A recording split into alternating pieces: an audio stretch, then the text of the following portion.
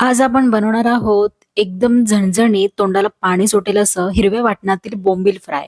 लाल मसाल्याच्या बोंबील फ्रायला तर आपण अनेकदा खातो, पण हिरव्या वाटणात मुरवलेला बोंबील खाल्ल्यावर त्याची चव कायम लक्षात राहते.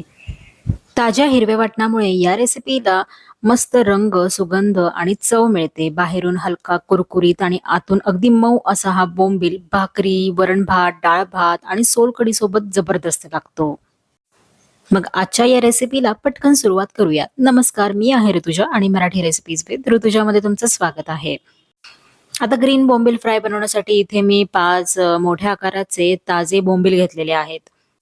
बोंबील बाहेरूनच साफ करून मध्ये चीर देऊन आणलेले आहेत. त्याच्यानंतर स्वच्छ पाण्याने धुवून त्यातील पाणी निथळायचं आहे. यामधील पूर्ण पाणी निथळण्यासाठी यावरती एक ताटली ठेवून त्यावरती खलबत्ता ठेवा. बोंबीलमधील अतिरिक्त पाणी व्यवस्थित काढणं खूप महत्वाचं आहे. त्यामुळे मसाला चांगला चिकटतो आणि फ्राय करताना बोंबील कुरकुरीत होतात.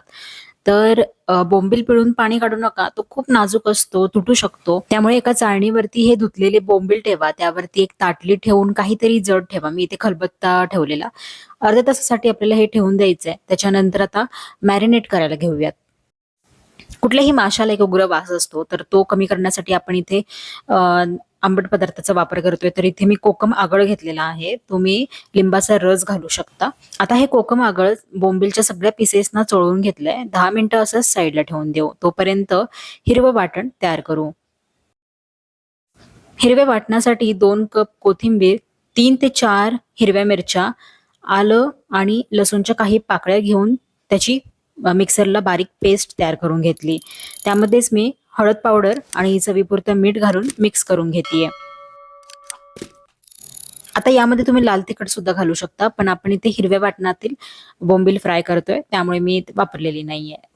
आता जी काही आपण बोंबीलवरती पेस्ट लावतोय, तर ती घट्ट असावी, जास्त पातळ नकोय, व्यवस्थित लागली गेली पाहिजे.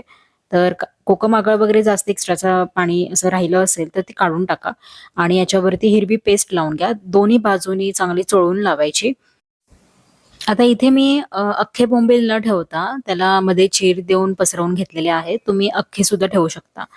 आता दोन्ही बाजूनी आपण हे वाटण चांगलं लावून घेतोय. चांगलं चोळून घ्यायचं. आता यावरती वाटण लावून झालेलं आहे. कमीत कमी 20 ते 30 मिनिटं मॅरिनेट करत ठेवूयात. मॅरिनेट करून झाल्यानंतर आपल्याला आता फ्राय करण्यासाठी एक कोटिंग तयार करायचं आहे. तर रवा आणि तांदळाच्या पिठाचं कोटिंग असतं. तर त्यासाठी रवा जास्त प्रमाणात घ्यायचा आणि तांदळाचं पीठ थोडं कमी प्रमाणात घेऊन त्यामध्ये हलकंसं मीठ घालायचं. बोंबीलला बाहेरून रव्याचं कोटिंग असं जास्त लागलं पाहिजे आणि त्यामुळे बोंबील अगदी क्रिस्पी, कुरकुरीत तयार होतात.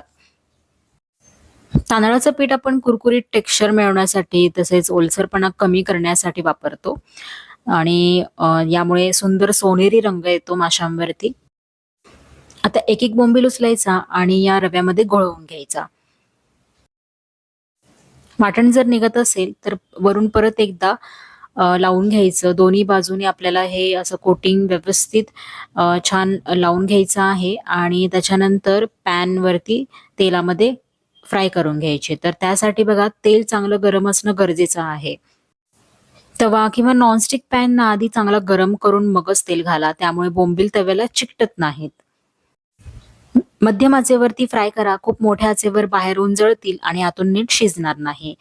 एकाच वेळी खूप बोंबील तव्यावर ठेवू नका. प्रत्येकाला समान उष्णता मिळाल्याने बोंबील फ्राय छान होतात.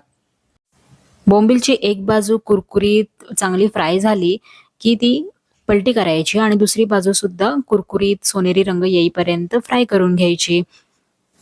बोंबील तळायला जास्त वेळ लागत नाही. 6 ते 8 मिनिटातच बोंबील चांगले फ्राय करून होतात. तसेच बोंबील खूप वेळ तळू नका. जास्त तळल्यास ते कोरडे होतात, कडक होतात. बाहेरून सोनेरी व कुरकुरीत आतून मऊ राहिले की परफेक्ट तळले आहेत.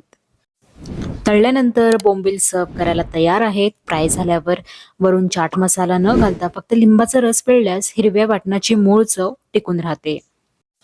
तर असे हे कुरकुरीत हिरव्या वाटणातील जबरदस्त चवीचे बोंबील तयार आहेत. त्यामुळे तुम्ही ज्वारीच्या भाकरीसोबत तसेच तांदळाच्या भाकरीसोबत सर्व्ह करू शकता. आता लाल मसाल्यातील बोंबील फ्राय सोडा आणि हे हिरव्या वाटणातील नक्की करून बघा. रेसिपी आवडली असल्यास व्हिडिओला लाईक करा, शेअर करा, चॅनलला सबस्क्राईब करून ठेवा. भेटूयात आपण परत एका अशाच वेगवेगळ्या रेसिपींसोबत. तोपर्यंत मस्त राहा आणि काळजी घ्या.